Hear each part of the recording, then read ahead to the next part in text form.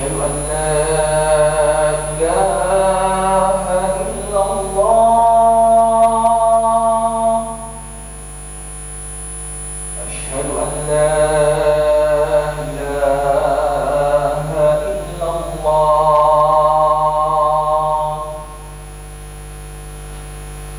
أشهد أن محمدا رسول الله.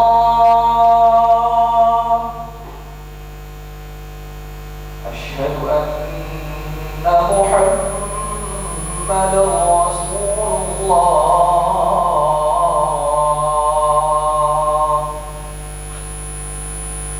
حي على الصلاة.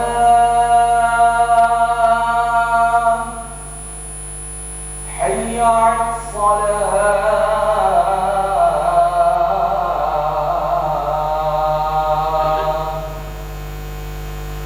حي على الفلاح.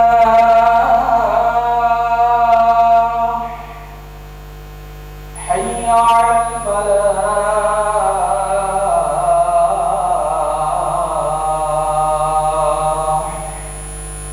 الله أكبر الله أكبر. لا إله إلا الله.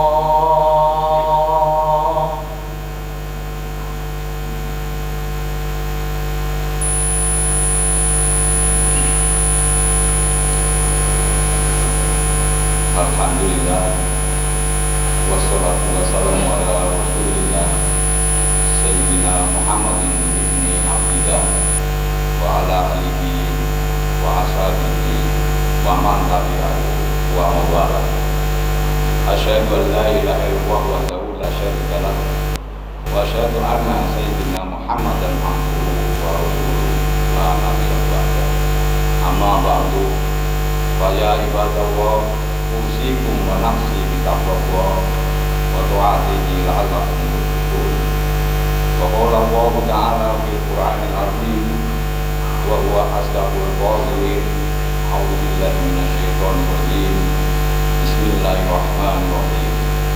Ya ayyuhalladzina amanu taqullaha haqqa tuqatih wa la tamutunna illa wa antum muslimun. Alhamdulillahirabbil alamin. Puji syukur mari kita panjatkan kehadirat Allah Subhanahu wa taala yang telah memberikan nikmat dan karunia kepada kita semua sehingga pada siang hari ini kita bisa bersama menyelenggarakan sholat Jumat di masjid yang megah. Salawat dan salam semoga tercurahkan kepada baginda Nabi kita Muhammad SAW, keluarganya, para sahabatnya, dan juga kepada kita semua selaku umatnya yang tunduk dan patuh pada perintah Allah dan Rasul. Jamaah sholat Jumat yang dimuliakan Allah, ini sebagai syahukun beri khutbah, mari hatib juga mengingatkan pada diri hatib dan pada para jamaah agar kita terus meningkatkan ketakwaan kita kepada Allah Subhanahu wa taala dengan menjalankan seluruh perintahnya dan menjauh segala larangannya.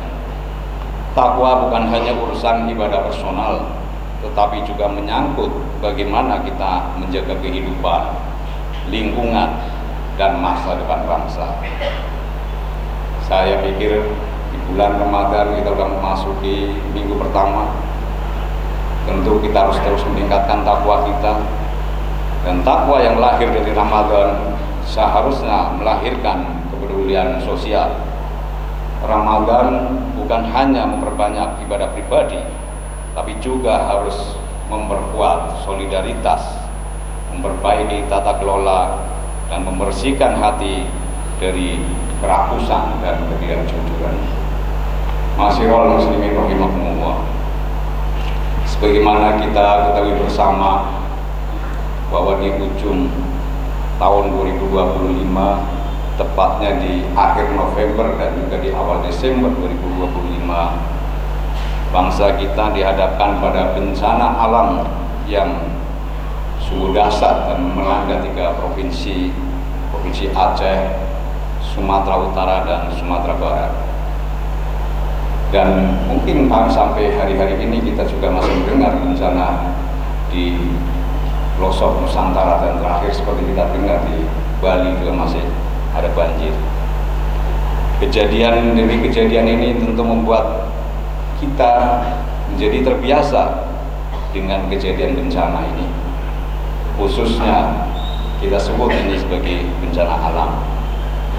Namun hadirin semua, bahwa di luar bencana alam, sejatinya kita juga dihadapkan pada bencana yang mungkin lebih sunyi, perlahan, namun juga jauh lebih berbahaya. Apa itu? Itu bencana sosial dan bencana ekonomi.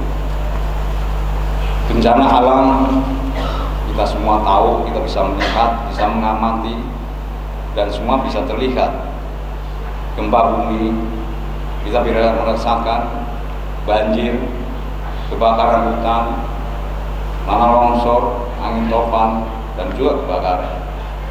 Bencana alam datang dengan tentu tanda-tanda yang bisa kita secara inovasi teknologi kita bisa prediksi, dan bahkan bisa kita minimalkan dampaknya bila manusia bersiap. Sebagaimana firman Allah Subhanahu wa taala, wa amaz zabatu fayadhabu jufa wa amma ma yanfa'un nasa fayamkusu fil ard. Adapun yang bermanfaat bagi manusia maka ia akan tetap tinggal di bumi. Ini menandakan sebuah pembelajaran bahwa kita tentu harus bisa menjadi faktor yang dapat memberikan manfaat. Dan kita tahu semua ini akan menjadi pembelajaran bagi kita semua. Satu sisi kita juga seringkali melihat bahwa bencana lebih parah bukan karena alamnya, tetapi juga karena kelalaian manusianya, ego kepentingan, dan ini salah satu menjadi kelemahan juga adalah masalah kepemimpinan. Allah Subhanahu wa taala telah mengingatkan dengan tegas, Doharul fasadu fil barri wal bahri bima kasabat aydin nas.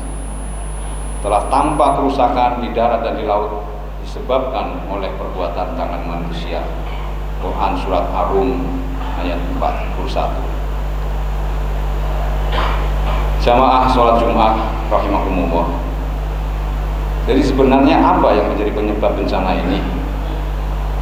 Kita semua paham, dan seringkali kita menyelesaikannya tidak secara komprehensif. Hutan yang ditebang tanpa kendali, sungai yang disempitkan, laut juga disemari, dan juga lingkungan yang diabaikan.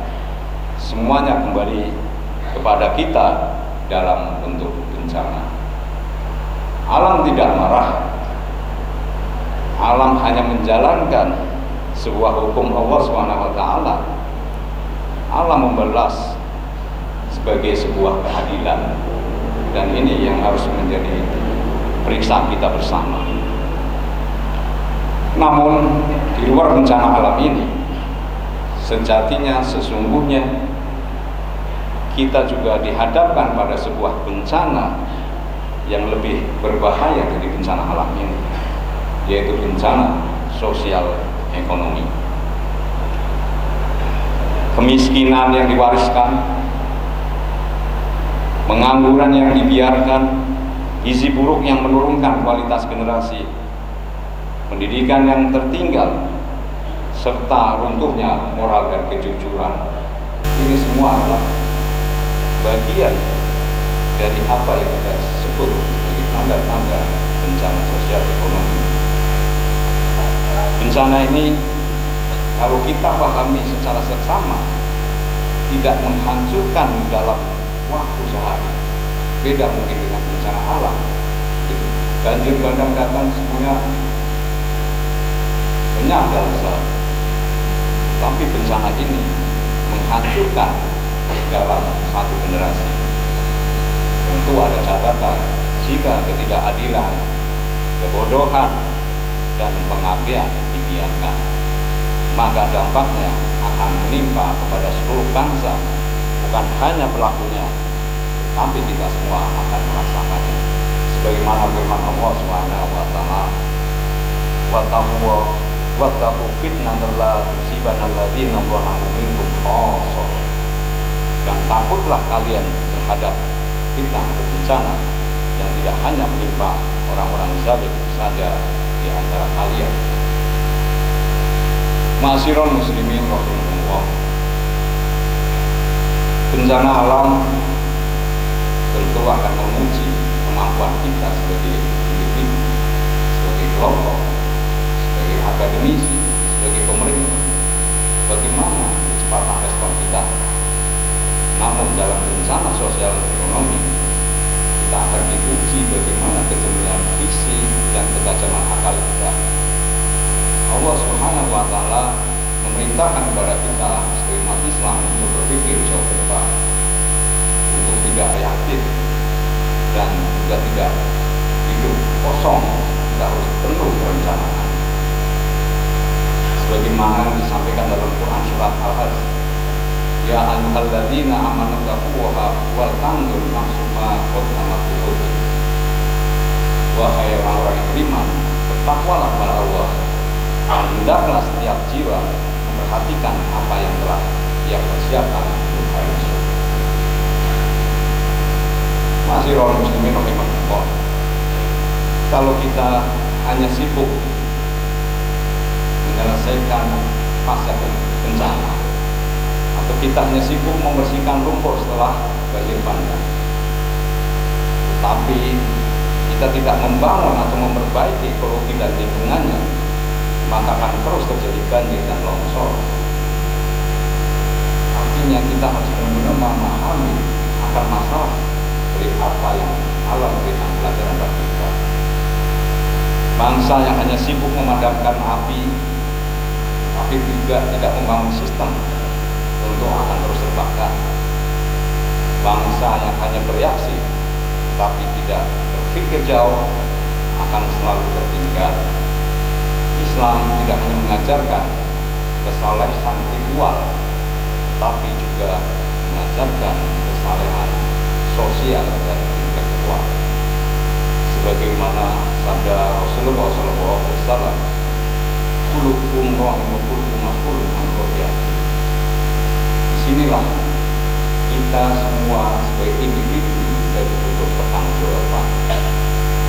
Setiap kalian adalah pemimpin, dan setiap kalian akan dimintai pertanggungjawaban atas diri.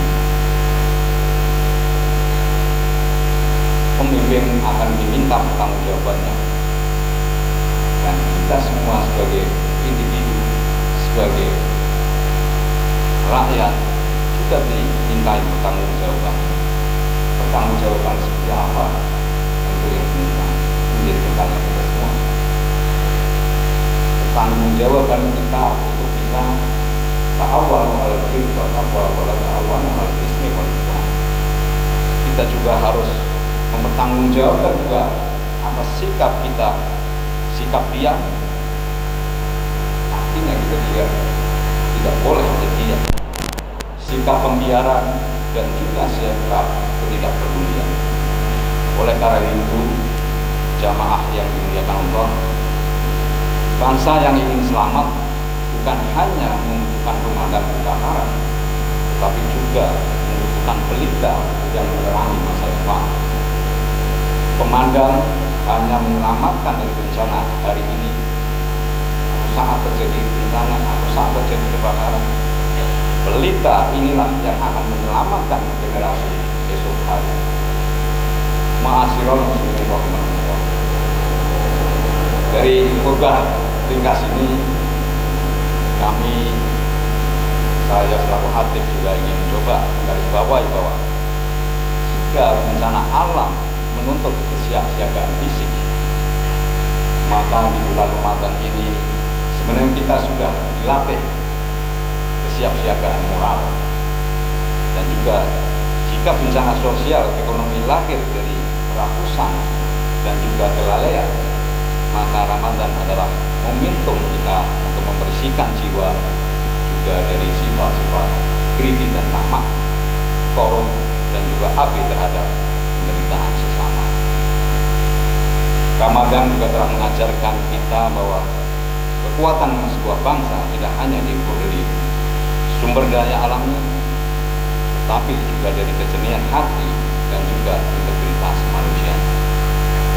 Bangsa yang berpuasa dengan benar dan menjadi bangsa yang jujur, disiplin, dan peduli pada masa depan generasinya.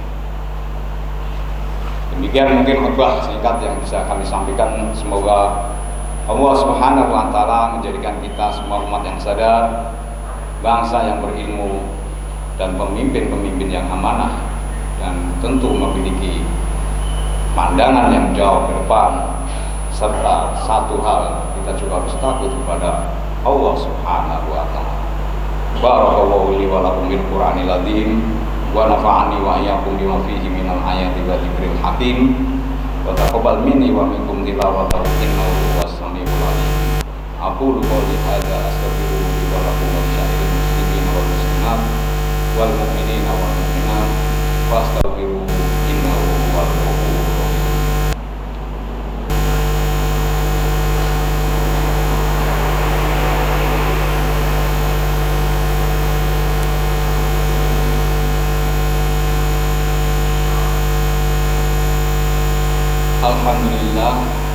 Alhamdulillahilladzi arsala rasulahu bil huda wa dinil haqqi yudhhirahu 'ala dini kullihi walau karihal musyrikun. Asyhadu an la ilaha illallah wahdahu la syarika lah wa asyhadu anna